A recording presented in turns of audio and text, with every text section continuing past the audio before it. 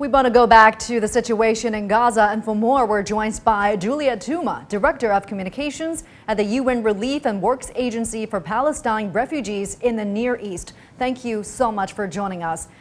So 146 UNRWA staff have died in Israeli bombings, the highest of any UN agency. I could only imagine how difficult it is for you and your team to conduct work there. Yes, thanks for having me. 146 colleagues of ours were killed since the war started. They were doctors and engineers, mainly teachers in UNRWA schools and support staff. The agency will never be the same without them.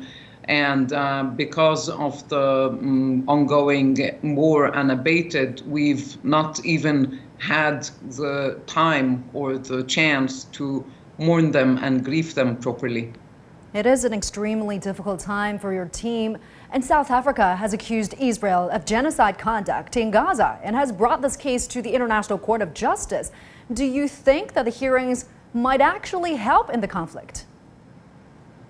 Look, I'm not in a position to comment on this. What I do know is that the humanitarian situation in Gaza, almost 100 days into this war, is getting worse by the hour.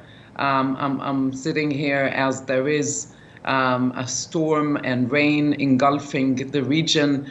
I can only but imagine how difficult it is for the 1.4 million people who have sought refuge in UNRWA shelters as the weather gets worse, as flooding happens, as rain continues, as the temperatures dropped. They live in unhumanitarian conditions, unsanitary conditions.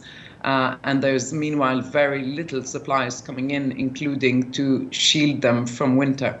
Yeah, as you said, 1.4 million people living in UNRWA facility across Gaza's 5 governorates now, and the conditions are catastrophic for them. And the WHO has warned that diseases may actually cause even more deaths in Gaza than Israeli bombs. What can you tell us about the current disease and malnutrition situation there? Yes, we have diseases spreading, including among children. That includes diarrhea, skin diseases, but also because of the winter, we are seeing more diseases linked to the winter, including colds and flu. And yes, there is a hunger. There is in some parts starvation. That has a direct link to do with the very hermetic siege that has been imposed on the Gaza Strip over the past nearly 100 days, with very bad consequences on the lives of civilians in the Gaza Strip. And with the WHO chief citing insurmountable obstacles in delivering humanitarian aid to the Gaza Strip, how severe is the current situation? Quite.